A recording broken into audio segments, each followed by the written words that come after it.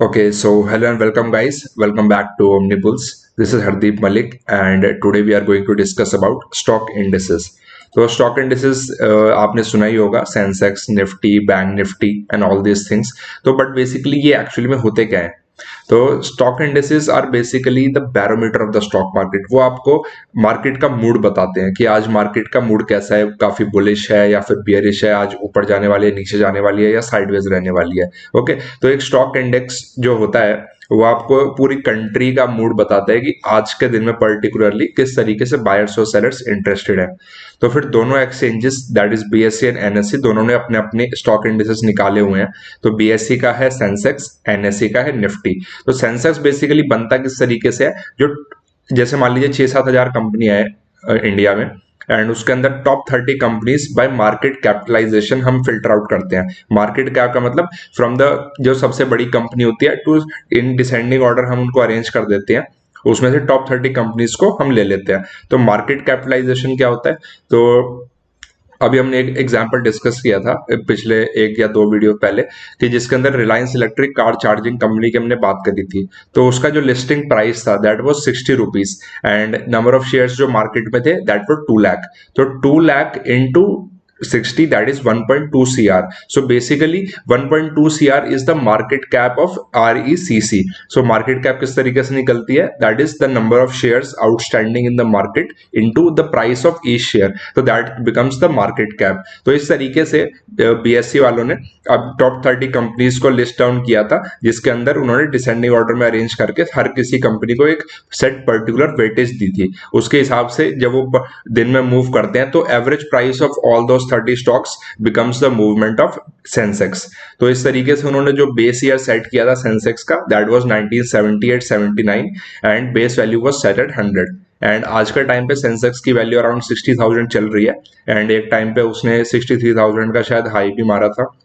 तो इस तरीके से 100 रुपए की चीज आज 60,000 चल रही है। तो that means India is a growing story, and in the next 1 decade it can go to 1 lakh as well. So I won't be surprise कि अगर वो एक लाख टच कर जाता है सेंसेक्स तो। एंड सिमिलरली निफ्टी भी था।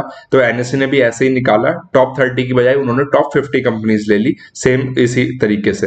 एंड उन्होंने जो बेस ईयर सेट किया था दैट वाज 1995, एंड उसकी base value was set at ₹1000। And आज के टाइम पे Nifty is trading at around 17,800। तो इस तरीके से it has also grown up till 17 times in the past I think 25 to 26 years. Okay, but actually में जो स्टॉक इंडेक्सेस होते हैं ऐसा नहीं होता कि वो एक ट्रू बैरोमीटर है, बिकॉज स्टॉक इंडेक्स के अंदर जो टॉप 8 कंपनीज है that comprises of more than 50% weightage of Sensex. So अगर टॉप 8 कंपनीज एक तरफ जा रही है एंड बाकी कंपनीज एक तरफ जा रही हैं, तो भी जो सेंसेक्स का इंडेक्स है वो शिफ्ट टिल्टेड रहेगा इसके 8 कंपनीज की तरफ। तो आपने कई बार देखा होगा कि इंडेक्स ऊपर जा रहा है लेकिन आपका पोर्टफोलियो वहीं का वही है या फिर लॉस कर रहा है। तो बेसिकली वो इसलिए हो रहा होता है क्योंकि इंडेक्स को भगाने वाले जो स्टॉक्स हैं तो बस हैवी वेट्स ही भाग रहे हैं। बाकी आपने अगर कोई स्मॉल कैप, मिड कैप या फिर निफ्टी नेक्स्ट 50 में अगर आपने इन्वेस्ट किया हुआ है तो वो लोग नहीं भाग रहे हैं। ठीक है, तो इस तरीके से it does not give you a true picture always. So that's why it is better to sometimes look at BSC 200 और बीएससी 500 कि उसके अंदर 200 स्टॉक्स या फिर 500 स्टॉक्स की एवरेज मूवमेंट जब आप कैलकुलेट करेंगे तो that will give you a better picture कि मार्केट की ब्रेड्थ किस तरीके से है, कि are the big players only focusing on the heavy weights, और या फिर वो पूरा जो पीछे के स्टॉक्स है उनमें भी इन्वेस्ट कर रहे हैं। राइट, तो इस तरीके से स्टॉक इंडेक्सेस काम करते हैं। ओके, तो अब हम एक बार मार्केट टाइमिंग भी डिस्कस कर लेते हैं। तो basically Indian stock market starts at 9 to 4 PM। Okay, तो 9 से 9:15 का जो टाइम होता है उसके बीच में all the orders are accumulated, कि आपको जो बाइंग और सेलिंग के प्राइसेस है वो 9 से लेकर 9:08 तक आप वहां पे प्लेस कर सकते हैं अपने orders.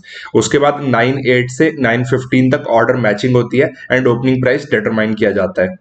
And after that from 9:15 to 3:30 the trades take place continuously. It becomes a kind of fish market, buy sell buy sell। इस तरीके से चलता रहता है कि बहुत सारी मार्केट में वॉल्यूम्स जनरेट होती है, FIIs आते हैं, DIs आते हैं, एंड रिटेलर्स भी आते हैं, एंड फिर रिटेलर्स लॉस करके चले जाते हैं। तो इस तरीके से मार्केट डेली काम करता है। And after that from 3:30 to 4 एक पोस्ट मार्केट क्लोजिंग सेशन होता है. मतलब I have never participated in this session, but मतलब मेरे को एक्चुअली कोई आइडिया नहीं है किस तरीके से ये काम करता है, but there is some kind of trading going on after 3:30 to 4 PM if buyers and sellers are available at a particular price. Okay.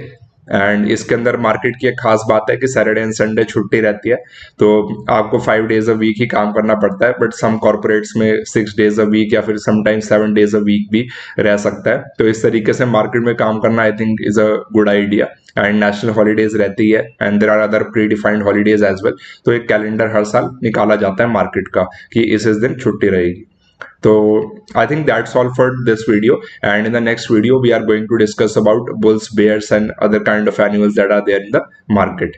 Okay, so that's all for today guys, and video अच्छा लगा तो video को like कीजिए and अपने friends के साथ share कीजिए. Okay, so that's all.